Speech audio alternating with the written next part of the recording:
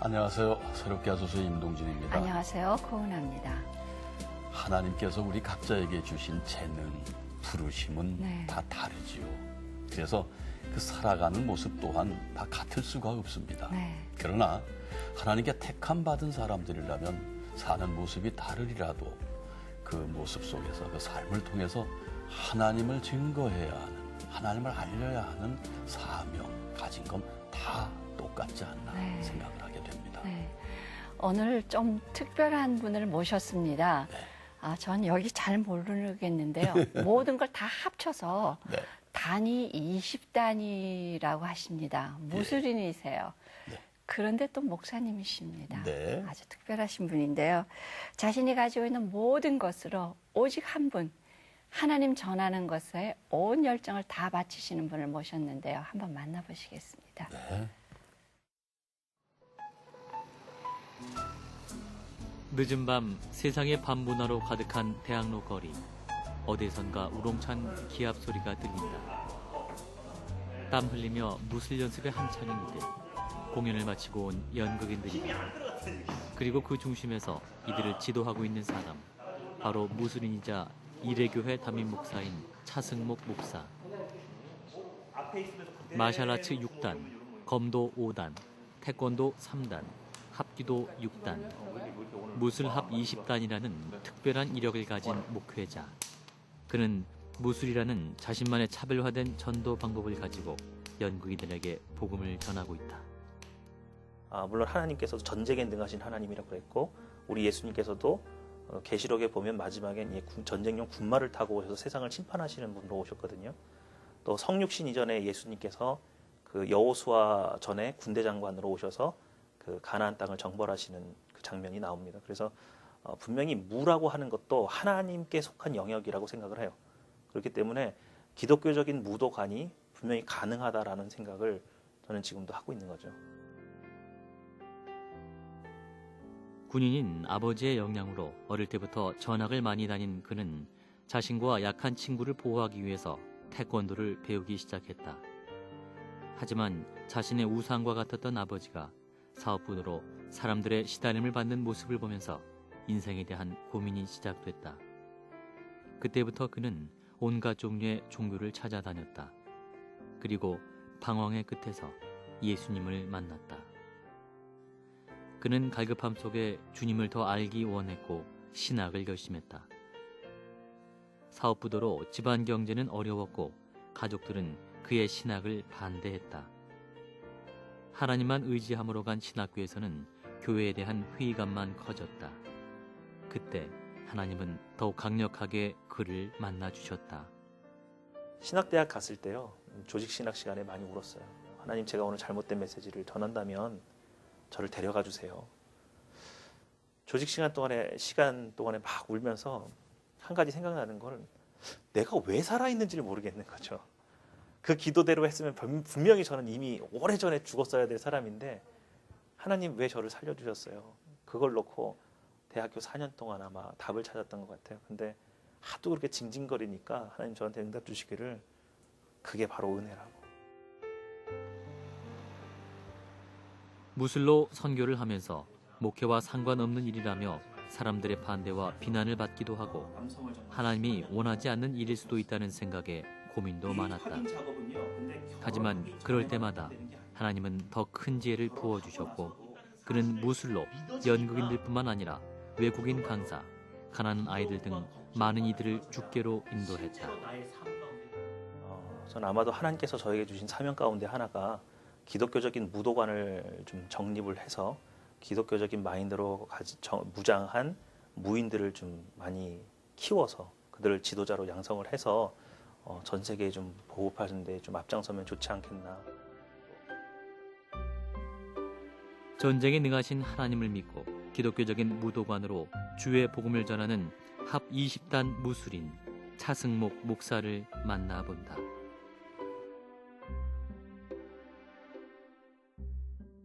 참 찾아보기 힘든 목사님이세요. 예, 네, 예. 정말 무술하는 목사님이신데요. 예. 이레교회 담임이신 차승목 목사님 모셨습니다. 예, 어서 오세요. 반갑습니다. 예. 무술인이시지만 이제 목사님이시고요. 근데 이제 합이 제가 20이라고 그랬거든요. 네. 사실은 20단 넘지 않으세요? 그냥 겸손하셔서 줄이신 그럼 거죠? 20 예. 몇 단? 21단 정도 되는데 21단이요. 중요한 건 아닌 것 같아요. 그래도 왜 단은 아이고, 이 한 단이 단이 얼마나 큰 굉장히 건데요. 큰 거잖아요. 근데 이제 너무 젊으니까 이게 좀 그러게 좀 그러니까 교만하게 보일 것 같아요. 지금 그 여러 가지인 게 네. 또 이제 저희들이 총각 목사님 모신 것도 처음이에요. 예. 아까 뭐 얼핏 들으니까 뭐가 몇 단 하시는데 네. 뭘 하세요? 뭐예요? 익스트림 마샬아츠라고 해서요. 그게 예? 익스트림 마샬아츠라고 해서요. 요즘에 현대 무술이에요. 이건 그 종합 무술인데 거기 한 7단 정도 되고요. 그리고 합기도가 6단, 그리고 해동검도가 5단, 태권도가 3단. 예, 그렇게 되고 그것 말고도 이제 뭐 태극권이나 예. 기천문 뭐 이런 전통 무술 쪽을 좀 많이 했었죠. 할 말이 없습니다. 야, 예, 그런데 이렇게 무술을 많이 해. 보통 뭐 한 2, 3단 정도라도 그 참 따놓으면은 굉장한 든든하고 거잖아요. 굉장한 그러면 건데 예. 이게 무술을 다 섭렵하신 이유가 뭐예요? 제가 원래 태어났을 때는 굉장히 약하게 태어났거든요. 네. 약골로 태어났어요. 그래서 원래 집안은 또 군인 가족인데 제가 아, 약골로 태어나니까 예. 아버님이 이제 형님하고 누님은 유치원을 보냈는데 저는 태어나자마자 얼마 안 돼가지고 태권도 체육관으로 보냈어요. 하도 이제 골골하니까. 예, 코피로 지도를 그리니까 이제 아버님이 이제 안 되겠다 싶으셔서 그래서 그때부터 무술하고 이제 인연이 시작이 됐고요. 그리고 또 아버지가 군인이시다 보니까 이사를 너무 많이 했어요. 그러다 네. 보니까 저 자신을 좀 보호해야 되는 그런 상황들이 많아서 또 무술에 또 집착을 많이 하게 된 것 같아요. 그런데 그렇게 이제 왜 철없을 때 운동을 좀 해놓으면 뭐 이렇게 자랑도 네. 좀 하고 싶잖아요. 친구들한테도 좀 그걸 어떻게 사용을 좀 예. 해보고 싶은 아니 좀 충동도 뭔가 있고. 자랑하고 싶잖아요. 예. 그런 마음이 있었죠, 저도. 근데 네. 한 번 이사 가는 날이었어요. 네. 이사 가는 날이었는데 친구가 뒤에서 이렇게 나무 칼로 목을 졸랐는데 그때 이제 저는 이제 이삿짐 나르다가 이게 당한 거잖아요. 그래서 그냥 보지도 않고 딱 때렸는데 이빨이 7개가 부러졌어요. 어린 시절인데 네. 그래서 이제 예. 그날 이사 가는 날이니까 예, 예. 그냥 아무 일 없이 끝나긴 했지만 그때 충격을 좀 받았어요. 내가 사람을 치면 안 되는구나. 그래서 될 수 있으면 좀 싸움을 피하는 방법으로 무도를 하게 됐고요. 또 그런 효과도 있는 것 같아요. 제가 이렇게 운동을 많이 했다고 하면 웬만해서는 잘 건드리지 않으니까. 만약에 목사님이 지금 안 되셨으면은 우리 차승목 목사님 뭐 하셨을 것 같아요? 사실은 초등학교 때까지만 해도 장난감 공장 사장 되는 게 꿈이었거든요. 장난감 예, 공장. 장난감을 너무 좋아해가지고 예. 근데 돈을 주시면 제가 장난감을 사니까 어머님이 그걸 다 버리시니까 그건 못했고 그 다음으로 해보고 싶었던 건 이제 이렇게 체육관을 좀 하나 좀 근사하게 차려놓고 거기서 아이들 무술 가리키면서 그렇게 좀 생활하는 거 그게 또 꿈이었죠. 근데 어떻게 신앙생활을 시작하신 거예요? 좀 사연이 좀 긴데요. 저는 사실은 제가 이제 태어났을 때 아버님이 부산에서 근무를 하셨는데 장군을 모셨어요. 그래서 제가 이게 태어나니까 아버님이 이제 장군님께서 이제 뭐 선물을 뭐 해줄까 그러니까 이름을 좀 지어달라고 그래서 제 이름을 좀 이제 장명을 하게 된 거죠. 근데 이분이 그 역술인을 찾아가서 이게 장명을 했는데 그 장모님이 그러니까 수소문에서 그 일대 가장 유명한 역술인을 찾아가서 장명을 하니까 승목이라는 이름을 줬는데 네. 분위기가 좀 예. 그래. 이름이 아버님이 이제 받으시니까 이게 뭐가 될 아이 같습니까? 이렇게 여쭤봤더니 그분이 그랬대요. 나 같은 예언가가 되거나 스님이 되거나 교회로 가면 목사고 신부가 될 사람이라고. 그래서 그래요? 이을승자에다가 화목할 목자를 줬어요. 이을승자의 화목목자. 네, 그래서 화목을 잇는다는 화목을 뜻인데. 잇는다.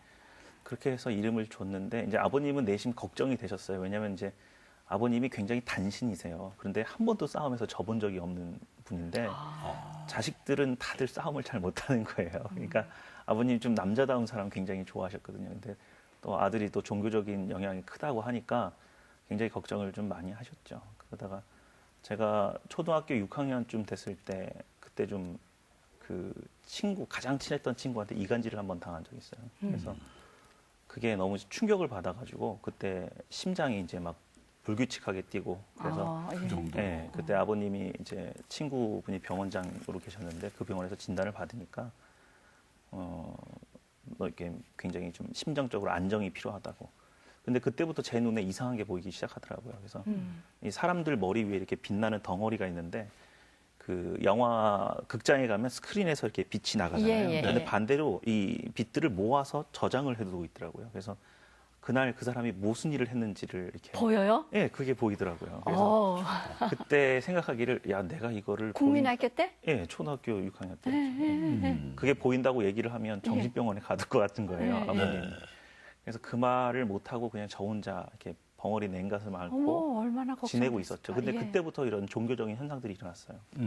그러다가 중학교 3학년 때 아버님이 이제 크게 한번 부도가 났죠. 그러면서 사실 아버님 제 우상이었거든요.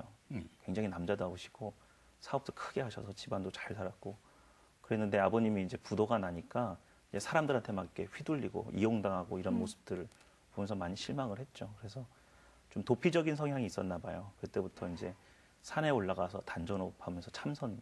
아버지가? 아니 제가 예, 예. 예. 그래서 불교에 좀 귀의를 하려고 그래서 하루에 한 8시간씩 참선을 했나 봐요. 혼자 수련하고. 이야. 그러면서 점점 더 종교적인 그런 걸로 좀 많이 갔죠. 근데 어느 날은 산에서 이렇게 참선을 하니까 불교적인 환상이 보여요. 그러니까 온 세상이 아주 시꺼먼데 거기서 무슨 낙지처럼 뭐가 이렇게 꾸물꾸물 움직이더라고요. 근데 그게 점점 이렇게 클로즈업 되면서 보이니까 사람들이 온통 막 진흙같이 더러운 것들을 오물을 뒤집어 쓰고 있다가 그걸 막 걷어내요. 그리고 다른 사람한테 넘치면 결국은 자기한테 더 더러운 게 오는데 그 더러운 오물에 쌓여서 사람들이 사는 게 보이는 거죠. 근데 그게 눈으로만 보이는 게 아니라 냄새가 나는데 썩은 내가 나요. 도저히 내려가고 싶지가 않더라고요. 그래서 아, 이래서 스님들이 산에 들어가서 사나 보다.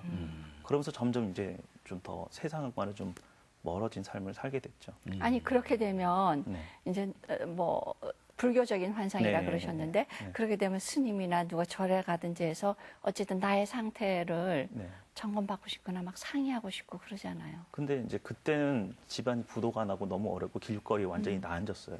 그래서 저한테 신경 쓸 만한 부모님들 여력도 안 됐고 제가 그걸 부모님하고 상의할 수 있는 그런 시간도 없었으니까 혼자 해결을 해야 되잖아요. 그러다 보니까 고등학교 들어가서 이제 저하고 비슷한 고민을 했던 친구들하고 과천 도서관에 갔어요. 그래서 과천 도서관에서 책 불경 같은 거 찾아서 읽고 그리고 공부하고 산에 올라가서 수련하고 뭐 그렇게 생활했죠. 그래서 특별한 분이다. 그래가지고선 어떻게 되는 거예요? 근데 어떻게 거기에서 하나님을 만났어요. 어떻게 해요? 그러니까 원래 저희 집은 3대째 천주교 집안이거든요. 예, 예. 그래서 예수님을 몰랐던 건 아닌데 예. 저는 예수님 좀 싫었어요. 왜? 왜냐하면 예.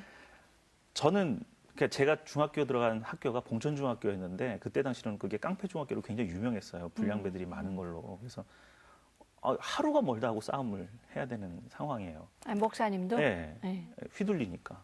그래서 항상 법보다 주먹이 가깝고 과연 이 세상에 절대 진리가 있고 변하지 않는 뭔가가 이 세상을 주관하는 이가 있다면 이렇게 세상을 내버려 둘 수 있을까? 이제 그런 굉장히 회의가 들었고 예수님 믿으면 왠지 오른뺨 맞은 것도 억울해 죽겠는데 왼뺨을 돌려야 될 것 같으니까 예. 예수님이 별로 저한테 도움이 될 것 같지는 않는데 이제 불교하면 이제 소림사 같은 이미지가 있잖아요. 그러니까 저하고 좀 맞았던 거죠. 그래서 불교 쪽으로 가서 부처님의 어떤 힘으로 세상을 좀 구제해 보면 어떻겠나 그런 생각을 좀 많이 했었죠. 그러다가 어느 날은 이제 산에서 수영을 하고 내려오는데 코카콜라 캔을 밟았어요. 근데 캔을 밟은 거를 쫙 뜯어보니까 코카콜라 써 있는데 분명히 이 안에 콜라가 들어있었단 말이죠. 근데 지금은 껍데기밖에 안 남았어요. 근데 그때 생각하기를 저 통도사에 내려가면 그 부처님 진신사리를 모셔놨거든요. 예, 예. 거긴 그래서 불상이 없어요. 그러니까 부처님이 피 안에 저 세계로 어떻게 가셨는지 모르지만 육체를 가져서 여기 질량이 남아있는 건 맞거든요. 근데 번뜩 드는 생각이 그럼 예수님은 육체도 어디로 가지고 가셨는데 그럼 예수님은 도대체 어디서 와서 어디로 가신 거지? 문득 그런 의문이 들었어요. 그래서 그때 이제 하늘에다 대고 막 소리를 질렀죠. 만약에 당신이 정말 살아계시고 당신이 정말 신이라면 좀 나를 좀 어떻게 좀 해봐라. 그리고 만약에 당신이 인간에 불과하다는 걸 증명해 보이면 당신이 내 종이 되고 내가 만약에 그걸 증명 못하면 당신 종이 될 테니까 나를 좀 책임져 달라고. 그랬죠. 하나님하고 이제 결을 시합을 이제 결 하는 그래서 이제 그래서 그래서 이제 뭐 제가 배웠던 역술이나 뭐 단전호흡해서 어떤 뭐 명상이라든가 이런 걸 다 동원을 해서 예수님한테 한번 덤볐죠. 이제 근데 하나님을 이제 인간인가 증명하기 네, 위해서 네. 이제 어떤 일들을 하셨어요? 그 집안의 어떤 도가적인 수용법이 있어요. 사실은 저희 선조가 오상공 차천로라고 하는 분이 계신데 그분이 원래 화담 서경덕의 문인이에요. 그래서 보니까 집안에 이 도가적인 학풍으로 진리를 깨우치는 게 언어를 가지고 하는 방법이 있어요. 근데 그런 방법들을 좀 여기서 특별한 집안이다. 지금 우린 못 알아듣는 얘기인데 예 그래서요. 그래서 그런 걸 다 동원했는데 결국은 이제 그게 안 됐죠. 그래서 나중에 성경을 읽는데 보니까 이사야서 9장 어떻게 6절이죠. 성경을 어떻게 읽게 됐어요? 왜냐하면 지금 분위기로 봐서는 전혀 성경이 좀 근데 왜 손각이 안 그러냐면요. 생겼거든요. 네, 과천 도서관에는 별별 종류의 책이 다 있잖아요. 네. 그래서 도서관. 그때는 참된 진리가 있는가 그것에 대해서 생각을 많이 했으니까 다 찾아봤어요. 그리고 신의 이름을 다 기록을 하는 거예요. 근데 그 중에서 뭐 올림푸스의 신들처럼 자기들끼리 싸우다 죽어요. 죽음 아래 놓인 신은 신이 아니라고 해서 다 지우는 거죠. 하나씩 다 지우는 거예요. 조건에 안 맞는 신들은 다 지워요. 내가 신이라고 인정할 수 없는 신들은 다 지우는 거죠. 근데 그때 마지막 남은 게 이제 부처님하고 예수님이었는데 부처님은 어떻게 육체를 어떻게 못 하시고 피 안에 저기로 가셨는데 예수님은 그것마저도 가셨다고 하니까 그럼 예수님이 오히려 더 나약해 보였는데 사실은 더 예수님이 더 강하신 분이 아니었을까? 이제 그런 생각도 했죠. 그러다가 이제 성경 속에서 그 이사야서 9장 6절인가요? 거기에 보면 예수님의 다른 이름이 기묘자잖아요. 기이하고 오묘해서 인간의 지식으로 알 수 없는 자. 거기서 무릎이 탁 쳐지더라고요. 그리고 그 마태복음 18장 10절에 보시면 그런 얘기가 있어요.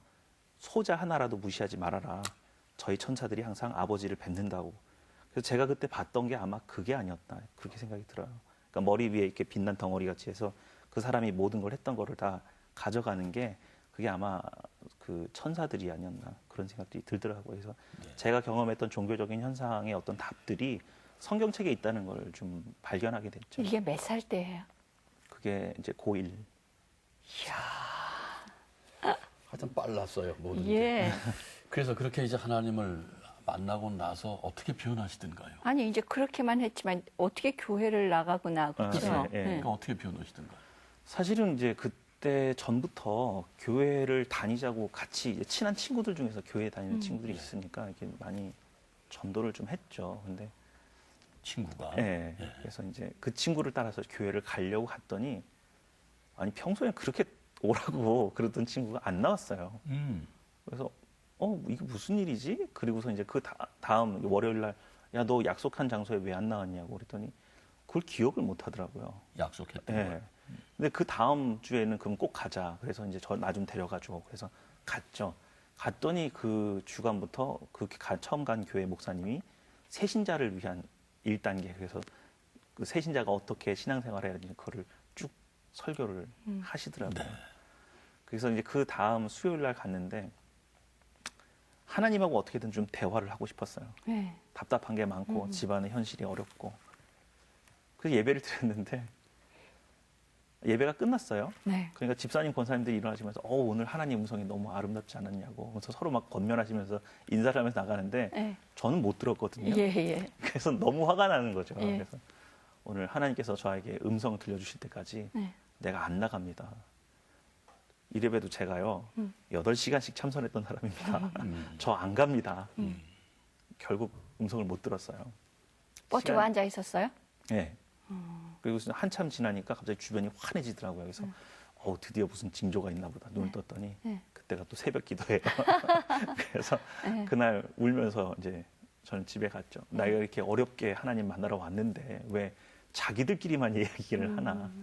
이게 좀 그게 답답해서 나중에야 이제 그 목사님 설교를 통해서 하나님 음성 듣는 그런 방법들이 있는 거를 너무 늦게 알았죠. 그리고 또 제가 처음에 교회 갔을 때 참 신비롭게 느껴졌던 거는 참선은 제가 8시간을 했던 사람인데 5분을 기도를 못 하겠어요. 그거 참 신기하더라고요. 그래서 나중에 알고 보니까 하나님께서 그 시편의 다윗의 시를 보면 그 얼굴을 내게로 향하여 드사라는 표현이 있잖아요. 하나님과의 이게 쌍방 커뮤니케이션이지 기도라고 해서 일반 커뮤니케이션 절대로 아닌 거더라고요. 그래서 그분이 나를 바라봐 주고 내가 그분에게 아뢰 수 있는 기회를 얻었을 때 그 기도도 깊이 들어가는 거지 내가 기도하고 싶다고 일방적으로 되는 건 아닌 것 같더라고요. 그래서 그러면서 좀 많이 이제 불교적인 때를 좀 벗고 하나님 앞에 가려고 부단히 노력하게 됐죠. 네. 그래도 지금 그 8시간 참선하셨다고 하는데 그 이제 스스로 깨우쳐가는 거 아니에요. 네, 그쪽은 그렇죠. 그렇죠? 네. 그러니까 고등학교 1학년으로서는 상상할 수 없이 인생에 대한 고민이기 때문에 참선도 하는 거 아니에요. 네, 그렇죠. 그렇게 하시던 분이 교회 안에 이제 점점 내가 더 이렇게 하나님이 궁금하고 만나고 싶고 하게 되는 뭔가 이유가 있을 것 같아요. 그냥 내가 이거다 하고서 사람이 8시간 참선하듯이 그렇게 매일 앉아 있는다고 될 일은 아니잖아요. 네. 그 몇 가지 좀 계기가 있었는데요. 예. 집안이 일단은 너무 어려웠는데 인간적으로 누구한테 도움을 청할 수 있는 상황은 절대로 아니었어요. 근데 내가 보기에 하나님은 분명히 이 모든 것을 해결할 수 있는 유일한 저에게는 해결책이었던 거죠. 그래서 하나님께 이제 집안을 다시 일으켜 달라고 그 기도를 많이 하다가 나중에 안 사시려는데 아버님이 6.25 피난 나올 때 고모님하고 이렇게 따로 헤어졌어요. 가족들하고. 그래서 아버님은 사실은 이제 3대째 천주교 집안이니까 그 성당에 이렇게 몸을 의탁하셨던 거예요. 그래서 아버님이 원래는 신부님이 되려고 그러셨대요. 그랬는데 그게 못 되셨던 거죠. 그래서 저도 원래는 천주교 세례명이 있거든요. 바오로라고. 그래서 아버님은 그 충북 음성에 가면 꽃동네가 있어요. 예. 거기 창립 멤버세요. 나환자들을 위한 그 마을 공동체를 옹주 신부님께서 설립하실 때 그때 이제 재산도 많이 좀 기부하시고 그래서 거기 창립 멤버로 같이 일을 하셨거든요. 그만큼 좀 아버님 내면에는 종교적인 그런 것들이 있었죠. 하나님에 대한 부르심도 있었고. 근데 아버지께서 이제 좀 잘 살게 되시니까 거기서 좀 멀어지신 거예요. 그래서 교회를 간 지 얼마 안 됐을 때 하나님께서 저에게 주신 응답 가운데 하나가 아버지가 돌아와야 한다는 거였어요. 그러니까 내 가정을 내가 돌보고 하나님 앞에 다시 일어서기 위해서는 하나님에게부터 이 해답을 좀 풀어야 되지 않겠는가 그런 생각들을 많이 하게 됐어요. 그러다 보니까 더 하나님에 대해서 더 알고 싶어졌죠.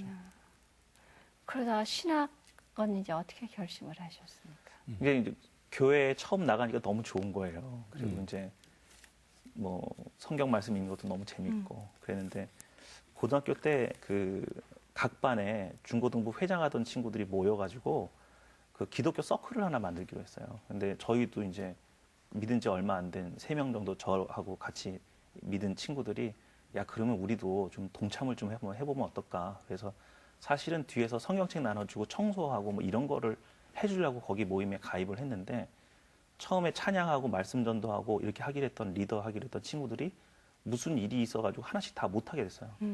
근데 기독교 서클을 만들겠다고 공고는 다 내놓은 상태에서 리더들이 다 빠져나가니까 사실은 믿은 지 얼마 안 된 친구들만 남은 건데 그때 우리가 기도를 했어요. 하나님 이건 기독교 망신이니까 우리가 어떻게든 좀 이걸 해보고 싶은데 하나님 허락해 주세요. 그래서 그때 말씀을 전하게 된 게 저였어요. 그래서 저는 이제 매주 이제 거기 교회 중고등부 담당하시는 목사님, 강도사님 찾아가서 말씀 공부하고 그걸 이제 매주 토요일 날 방과 후에 이제 전하게 됐죠. 그래서 그거를 이제 하다 보니까 사실은 참 제가 재주가 없고 뭘 몰랐는데 잘하는 줄 알았어요. 잘하는 줄 알았어요. 왜 그러냐면 그 고3 여자 선배님이 한 분 계셨는데 매번 올 때마다 그렇게 우세요. 그러더니 이제 고3 마지막 그 고시 볼 때, 대입 시험 볼 때 그 마지막으로 저한테 찾아와서 사실은 내가 자살을 하려고 그랬는데 여기 와서 네 이렇게 메시지 하나님 음성 듣고 굉장히 많은 위로를 얻었다고. 그래서 저는 굉장히 잘하는 줄 알았죠. 그랬는데 사실은 이제 그래서 더 말씀을 알고 싶어서 대학에 갔는데 조직 신학 시간에 너무 많이 울었어요. 제대로 전한 게 하나도 없어요. 고3 때 전한 게? 네. 이제 그때 이제 가진 거 없고 아무것도 없는데 하나님 앞에 뭔가를 드리고 싶다는 일념 때문에 그걸 한 일인데 이것도 잘 안 된 것 같으니까 그렇게 속이 상하더라고요. 그래서 그때 강대상에 처음 올라갈 때 기도하기를 하나님 제가 만약에 잘못된 메시지를 전하면 구약의 제사장처럼 그냥 죽여주세요. 제가 여기 이렇게 구원받는 것만 해도 굉장히 감사한데 하나님 패까지 끼치고 싶지 않으니까 그냥 그러면 사람들이 잘못된 메시지인 건 알 거 아닙니까? 저에게 그런 죄를 짓게 허락하지 마시고 저를 좀 데려가 주세요. 그렇게 기도를 드렸는데 왜 살아있는지 모르겠는 거죠. 너무 많은 잘못을 했고 너무 많은 엉터리 설교를 했는데 왜 살아있는지 모르겠고 어떻게 그 자매님은 도대체 무슨 얘기를 듣고 그 엉터리 설교에서 어떻게 삶의 새 희망을 발견하셨는지를 모르겠는 거예요. 그리고 이제 고3 이제 졸업할 때쯤 됐을 때 이제 하나님께서 저를 이렇게 살살 꼬드기시는 거죠. 저는 사실은 이제 너무 내성적이고 무술을 했지만 사실은 삶에 대한 목표도 집안이 이렇게 어려워지니까 사실은 없었어요. 근데 너 나에 대해서 좀 더 알아야 되지 않겠느냐. 너 나 좀 알고 싶지 않느냐. 그러면 어떻게 하면 돼요? 신학대학 가라고. 그래서 가게 됐어요.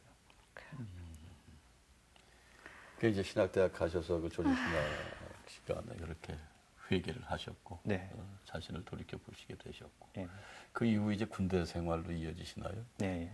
예. 그러니까 돌이켜 생각해 보니까 제가 이제 그 어머님이 초등학교 6학년 때 한 천자물띠에 있거든요. 그래서 유교에 굉장히 많이 빠져 있었고 불교적인 색채가 있었고 그러다 보니까 교회에서 제 생활이 굉장히 율법적이었어요. 거의 집교회 학교 그리고 학교 갈 때도 항상 가까운 교회 가서 기도하고 나올 때도 기도하고 그러다 보니까 그 기존에 믿었던 친구들한테 굉장히 율법적으로 다가선 것 같아요. 그러다가 이제 대학교 때 깨지고 나서 은혜라는 거를 처음 이제 경험을 하게 됐죠. 그래서 하나님 저 왜 살려주셨어요? 그랬을 때 그게 은혜다.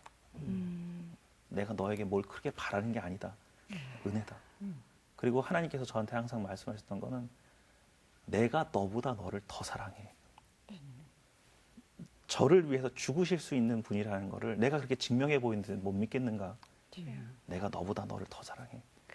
그래서 항상 그 집안이 너무 형편이 어렵고 제가 뭐가 돼야 될지 몰랐을 때에도 하나님 항상 저한테 그 말씀 하셨거든요. 내가 너보다 너를 더 사랑하니까 걱정하지 마라. 제 인생에 대해서 너보다 내가 더 관심이 많아. 항상 그렇게 말씀하셨는데 회의가 들었어요. 그렇게 좋으신 하나님 만났는데 제가 경험한 교회는 신학대학에서 배운 교회하고는 좀 거리가 멀고 너무 이상주의자였던 것 같아요. 현실에서 느껴지는 교회 안에서 일어나는 부조리들이나 사람과 사람 사이에서 오는 이 부딪히는 현상들 그리고 가다듬어지지 않은 그 인격들이 부딪히는 그런 것들을 보면서 이게 공산주의 이론 같은 게 아닌가. 그러니까 이상은 너무 좋은데 실제로 현실적으로 실현이 불가능한 게 아닌가. 그런 생각을 되게 많이 해서 이제 신학에 대한 회의가 좀 느껴졌어요. 근데 하나님 살아계신 걸 너무 뚜렷하게 경험했기 때문에 하나님 살아계시지 않다라고 말은 못하겠는데 딱 두 가지가 걸리는 거죠. 현실적으로 도움이 되느냐. 또 과연 하나님의 나라는 이 땅에서 실현이 되는 거냐. 거기에 대한 답을 못 얻으니까 공부하기가 싫어지더라고요. 그래서 도망치듯이 이제 군대를 가게 됐죠. 그래서요. 군대 가서. 이제 군대를 갔는데요. 네. 참 하나님 참 재밌으세요. 제가 그 전도를 하려고 이렇게 다니면요. 한 장을 받아가는 사람이 없었어요. 군대에서? 아니요, 제가 세상에서? 군대 가기 전에. 예. 근데 군대에 갔더니 그 처음에는 왕따를 당했어요. 너 술 마실 줄 알아? 아니. 너 담배 필 줄 알아? 아니. 너 여자랑 뭐 이렇게 해봐서 아니. 완전히 왕따였어요. 예. 근데 제가 했던 그 군번이 7월 군번이었는데 훈련이 끝나니까 9월 달이 되니까 추석이에요. 명절 때가 되니까 자대 배치를 안 하고 그 명절 기간 동안에 그냥 훈련소에 남아서 대기를 하고 있는 시간이 있어요. 근데 재미가 없잖아요. 아무것도 할 게 없잖아요. 그러다가 거기서 묻는 거예요. 야, 예수쟁이, 너 무슨 재미로 넌 살았어? 예. 근데 저는 굉장히 낙심하고 마음이 상해서 군대에 와서 교회 얘기도 하기 싫은데 자꾸 묻는 거예요. 그래서 저도 생각해 보는 거죠. 내가 무슨 재미로 살았지? 굉장히 재밌게 살았어요. 성경 말씀 보고 찬양하고 친구들과 수련회도 가고 뭐 안 한 거 없이 너무너무 재밌었는데 그러니까 오히려 반대로 그 친구들이 제가 무슨 재미로 살았는지를 궁금해하면서 야, 그 성경이라는 게 뭐야? 예수님이 뭐야? 나한테 좀 설명을 좀 해줘봐. 그래서 명절날 4시간 동안 창세기부터 여호수아까지 얘기를 했어요. 근데 믿는 사람이 나오더라고요. 어머나. 그게 너무 또 속이 상한 거예요. 저는 하나님이 싫어서 요나처럼 도망쳐서 왔는데 예. 거기서 무슨 말만 하면 믿겠대요. 그래서 그때 동기들이 굉장히 많이 믿었어요. 그리고 그 동기들 중에서 저는 또 전투경찰로 차출이 되는 바람에 이제 또 중앙경찰학교에서 이제 따로 후반기 교육을 받게 됐는데 그때 같이 간 동기들도 또 거기 중앙경찰학교에는 그 교회 예배를 드릴 수 있는 곳이 있었거든요. 그래서 거기서 또 많은 사람들이 또 복음 전도가 됐죠. 그래서 전에는 그렇게 전도하려고 해도 안 되던 게 여기서는 왜 이렇게 되는 건가? 굉장히 마음이 좀 많이 좀 의아하면서도 내가 여전히 하나님 손에 붙들려 있구나 그 생각을 어렴풋이 했다가 2번 죽을 뻔했어요. 거기서 왜요? 한 번은 이제 그 훈련을 받다가 그 급성 맹장인 줄 몰랐어요. 그래서 한번 탈진해서 쓰러졌는데 병원에 갔더니 그때 그 맹장 전문의가 없었어요. 그래서 그냥 링겔만 맞고 나왔다가 2번째 쓰러져서 갔더니 너무 심한 급성 맹장이어서 수술을 한 4시간 반 받았죠. 그래서 그때 한번 좀 그래서 맹장이 이렇게 잘못된 거죠. 예, 완전히 그냥 복막염이 된다면 맹장 그대로. 그리고 또 한 번은 또 한 번은 그 경찰서에서 이제 근무를 쓰다가 특수절도 2명이 잡혀왔는데 이 친구들이 탈출을 했어요. 그래서 이제 그걸 잡으러 쫓아갔죠. 그러다가 이제 막 격투를 하게 됐어요. 이게 원래 그 경찰 수칙에는 피할 곳을 주고 쫓아라 이런 말이 있거든요. 그래야 서로 안 다치는데 그때 좀 저는 뒤에서 후방 지원이 있는 줄 알고 갔는데 저만 쫓아가고 있었던 거예요. 네. 그러다가 막다른 길이 나오니까 이 친구들이 이제 돌을 들고 나오더라고요. 그렇죠. 네. 그래서 그때는 좀 위험했죠. 다쳤어요? 네, 좀 다쳤어요. 그리고 이제 참 특수한 상황을 많이 겪으시면 제대를 하셔요. 그렇죠? 네, 제대를 해야 되잖아, 기간되면. 네. 그러고 나면 다시 나는 이제 나는 신학을 하니까 이렇게 뚜렷했었어요, 가야 할 길이? 그러니까 그때 2번 죽을 고비를 넘기고 나서 그때 드는 생각이 그거였어요. 여전히 하나님 살아계시고 여전히 하나님께서 내 생명을 주관하고 계시니 내가 어디 다른 데를 갈 데가 없겠구나. 그리고 또 하나는 그 군대 가기 전에 저희 이제 대학교 교수님 중에 한 분이 네. 남서울교회를 다니셨는데 교회 자랑을 너무 많이 하시는 거예요. 그래서 도대체 그 교회는 어떤 교회길래 이런 생각이 들어서 그 이제 영장 신청해 놓고 기간이 있잖아요. 그 기간 동안에 이제 남서울교회를 간 거죠. 근데 거기에서 많이 은혜를 받았어요. 그리고 홍정길 목사님 이렇게 목회하시는 모습 보면서 저한테 소망이 생겼죠. 저렇게도 목회할 수 있구나.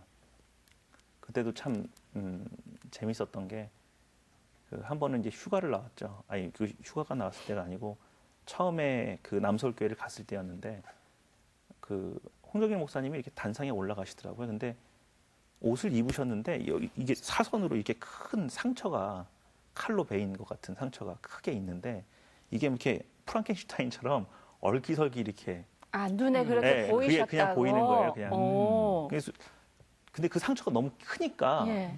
그냥 속으로 생각해 저런 상처가 있는 사람이 어떻게 살아다니나. 근데 그때 홍정길 목사님 저 설교가 뭐였냐면 옛날에 CCC에 총무로 계실 때 이제 모함을 당하셔서 쫓겨나고 배신당하고 예. 그래서 그게 너무 마음에 상처가 돼서 3달 동안 코피를 흘리셨다고 그랬어요. 그리고 나서 이제 개척한 교회가 지금의 남서울 교회가 됐다고. 그래서 제가 그때 하나님께 말씀드리기를 만약에 홍정길 목사님처럼 저렇게 마음에 큰 상처가 있는 분도 회복시키셔서 하나님의 종으로 쓰시는 그 하나님이 저 군대 가지만 저를 만나 주신다면 제가 다시 이 교회에 와서 봉사할 수 있을 것 같습니다. 저를 좀 만나주세요. 그때는 지푸라기 잡는 심정으로 그렇게 한번 고백했던 게 있었죠. 그래서 군대에 이제 가서 휴가 나오고 그러면 매번 이제 그때부터 남서울교회에 출석을 하기 시작했어요. 도망가려는 사람 잡아다가 하나님께서 딱 그냥 잡아서 네. 하나님의 종으로 네. 삼으셨는데 그 하나님에 대한 마음이 어떠세요 지금은? 그 원래 제가 이제 어디 가서 누가 뭐 성경 말씀 가장 좋아하는 말씀 대라 그러면은 사실은 그 시편 119편 56절 말씀이거든요. 내 소유는 이것인 주의 법도를 지킨 것이니다. 굉장히 율법적으로 살았으니까 음. 그랬다가 많은 일들을 겪으면서 좀 바뀌었어요. 이제 고린도후서 5장 14절이죠. 그리스도의 사랑이 우리를 강권하신다. 항상 제가 뭔가에서 벗어나려고 할 때 하나님 제게 보여주신 것은 내가 너를 사랑이었어요. 저희 집안이 어려웠는데 사실은 이제 어머니도 건강이 굉장히 안 좋으셨거든요. 그래서 어머니가 간 절제 수술을 받았어요. 그래서 간이 지금 일부가 없고 쓸개도 없어요. 그래서 어머니가 소화도 굉장히 잘 못 시킬 때가 많고 급체하면 응급실에 실려갈 정도로 이렇게 소화력이 많이 떨어지셨는데 제가 지금도 좀 마음에 좀 상처가 되는 거는 신학을 하고 하나님 일 하는 건 다 좋은데 남자 구실을 못해요. 그러니까 재정적인 부분에 있어서 가정이 어려울 때 제가 뭔가 그거를 일조를 해야 되는 상황이 있는데 그게 안 되는 거죠. 그래서 아르바이트를 하고 벌어봐야 제 대학 등록금 내고 뭐 대학원 등록금 내고 지금까지 살아온 세월 동안에 그게 안 되니까 어쩔 수 없이 또 어머니가 또 일을 하실 수밖에 없는 그런 상황도 오게 됐죠. 근데 그때 참 마음이 좀 많이 상했어요. 하나님, 예, 그렇죠. 제가 이렇게 당신의 어린 양들을 많이 돌보니까 그 이제 하나님이 좀 저를 좀 도와주셔야 되는 거 아닌가요? 예. 그런데 그때 하나님께서 저한테 하신 말씀이 너에게는 어머니지만 나에겐 딸이다. 내가 내 딸을 양육하는 것을 네가 방해하지 마라 그랬어요. 그렇구나. 그 음성을 듣고 나니까 할 말이 없어요. 네. 그래서 매번 이렇게 막 도망가거나 어떻게 할 때 꼭 걸리는 거는 제가 맛봤던 예수님의 사랑에 거기에는 정을 못 하겠더라고요. 그래서 항상 저한테는 너무너무 뜨거운 사랑의 열정이신 하나님이 저를 항상 이렇게 이끌고 계시죠. 그래서 예. 그때 마음이 참 많이 아팠는데 지금 돌이켜 생각해 보면 오히려 그것이 어머님 건강을 더 회복시키는 데 일조를 하지 않았나 그런 생각도 들고요. 예. 제가 어렵게 하나님 만나가듯이 어머니도 그런 과정이 분명히 있어야 된다고 생각이 들었어요. 예. 제가 오히려 그걸 하나님 만나는 걸 방해하고 있었구나. 예, 예. 그래서 그때 기도를 많이 고쳤죠. 우리가 참 많이 새겨드려야 될 부분이에요. 예, 예. 하나님께서 하시는 그 연단, 네. 그 교육, 그 과정을 저희가 다 이렇게 감싸서 해결하려고 하는 네. 부분들이 있는데, 그런데 목사님, 저희들이 이제 뭐 영화에서 영향도 많이 미쳤지만 네. 무술 그러면 소림사처럼 그렇게 이제 무슨 연관은 잘 지어지는데 네. 목사님하고 무술하고는 저희들 머릿속에 연관은 잘 안 지어져요. 네.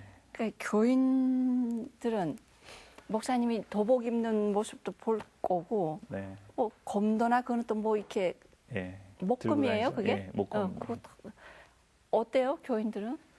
애를 좀 많이 먹었어요. 사실은 이제 논현동에 있는 교회에서 부교육자 생활할 때는 논현동은 또 외국인들이 많이 살거든요. 예. 그래서 제가 전통 무술을 가르쳐 주면서 그들을 좀 이제 복음으로 좀 전도를 해보려고 재가를 좀 얻었어요. 근데 장로님들이나 권사님들께서 좀 반대가 좀 심하셨죠. 교회에 검 들고 다닌다고. 그래서 저는 계속해서 무도를 통해서 복음을 전도할 수 있는 좋은 수단이 되지 않을까 예. 저는 생각을 많이 했어요. 예. 그리고 제가 우리나라 교회의 어떤 특징 중에 좀 개선되고 싶은 부분이 있다고 생각하는 부분이 있거든요. 그게 뭐냐면 자기 수련적 요소가 많이 약해졌다는 거예요. 하나님 앞에 성화는 자기의 책임이니까 내가 끊임없이 갈고 닦아서 하나님 앞에 나가야 될 분위기인데 교회에 오게 되면 너무 의존적인 신앙, 하나님 뭐 주세요. 이거밖에 안 되니까. 그래서 사실은 제가 개척을 했을 때도 사실은 체육관에 있었거든요. 그래서 그 교인들이 좀 오면 네. 체육관은 수련하는 장소잖아요. 예. 그래서 여기는 내 신앙을 갈고 닦는 곳. 그래서 그런 식으로 좀 이렇게 좀 접목을 좀 해서 새로운 목회 형태도 가능하지 않을까. 또 불교 다니시는 분도 굉장히 건강합니다. 한번 아침에 예불 드리러 가면요. 2시간씩 산 타고 올라가서 또 예불 드리고 또 내려오잖아요. 그러니까 건강하죠. 근데 부교육자 생활 해보니까 웬만하면 암이에요. 신방을 가보면. 암이 너무 네, 많죠. 그러니까 교회는 다들 그냥 앉아서 예배를 앉아 드리잖아요. 있죠. 우리가 몸이 네. 움직이진 별로 않고. 그러니까요. 그래서 그런 면에서는 좀 운동을 좀 접목하면 좋지 않을까. 그래서 제가 사실 개척교회 할 때 영육간이 강건한 교회를 예, 좀 예. 꿈꿔보자. 그래서 교인들하고는 예배 전에 모였을 때 운동하고 몸도 좀 풀고 또 아이들하고 같이 체육관에서 놀고 그리고 예배드리고 그렇게 해봤었거든요. 그래서 그런 시도를 좀 계속 좀 저는 해보고 싶었던 거죠. 근데 잘 받아들이지는 않고 선배님들도 아 목사는 강대상에서 피를 토하는 설교로 승부를 하는 건데 예, 예. 너는 왜 목사인데 딴짓을 자꾸 하냐고 예. 예, 꾸지람도 많이 받았죠. 그 어느 교회 가보면 교회 체육관도 많아요. 네. 아니 어떻게- 체육관에 교회가 된 데도 있죠. 그렇죠. 또 예, 예. 체육관과 네. 함께 교회. 이렇게 예. 교회 예배 처소로 사용하는 데도 있고 하는데 네. 어떻게 생각하세요? 교회 체육관 있는 거 목사님은 굉장히 환영하시고. 저는 굉장히 도움이 많이 되죠. 그리고 저는 사실 그래요. 저희 집도 지금 다 개종을 했거든요. 그리고 저희 아버님도 작년에 장로 안수를 받으셨어요. 그러니까 3대째 천주교 집안이 이제 지금 다 개종을 한 거죠. 신앙생활 오래 하니까 주변에 믿는 사람밖에 없어요. 예, 예. 그러니까 목사가 안 믿는 사람 만나서 전도하기가 너무 힘들고 노방전도 하는 것이 물론 굉장히 좋은 방법입니다만 그것보다는 좀 더 관계를 맺고 할 수 있는 방법이 이게 더 좋아요. 그래서 전에 이제 그 대학원 다닐 때는 잠깐 그 지도관장 생활을 좀 했거든요. 근데 이제 검도 같은 걸 하면 맨 마지막에 명상을 해요. 근데 명상을 딱 하니까 분위기가 아주 좋아요. 그래서 한 번은 농담으로 그냥 그래 오늘은 주기도문으로 마치자. 예. 그랬더니 예. 교회 다니는 아이들이 있으니까 예, 예. 이제 주기도문을 하는 거예요. 근데 그것도 방법이다. 그렇죠? 아니 근데 재밌었던 게 네. 사실은 제가 이제 누가 교회 다니고 안 다니는지 다 알잖아요. 근데 그 다음에 또 장난삼아 한 번 더 했더니 안 다니는 애들이 그걸 외우고 있더라고요. 그래서 왜 어떻게 된 거냐 그랬더니 이제 옆에 있는 애한테 야 그게 뭐야? 그래서 외웠어요. 그래서 뭐 체육관에서 그 일을 하면서 안 믿는 사람들 만날 수도 있으니까 그러니까. 굉장히 많이 도움이 되죠. 그 목사님이 생각하시는 기독교 무도관? 네. 예, 어떤 겁니까? 좀 아주 간단하게 말씀드리면요. 무도 자체의 영역도 하나님께 속해 있다라는 겁니다. 그래서 전쟁에 능하신 하나님, 그러니까 무의 근본은 하나님께로부터 찾아야 된다는 거고요. 또 하나는 일반적인 무도가 자신의 강함을 표현하기 위함이라고 한다면 기독교적인 무도가는 무도를 닦으면 닦을수록 창조주와 피조물의 관계가 더 명확해지는 거예요. 아, 그래요? 예. 그러니까 사자는요 태어나서 발톱, 손톱 단련해서 된 거 아니거든요. 그냥 강한 거죠. 근데 사람은 이 정권을 단련하다가 안 하면 굳은 살이 없어져요. 그래서 매일같이 수련하면서 인간 스스로 겸손해지는 거죠. 그래서 기독교적인 무도관이라는 것은 내가 강함을 드러내는 것이 아니라 하나님 앞에 나의 한계를 체득하는 겁니다. 그래서 그런 무도관을 좀 완성해 보고 싶은 거죠.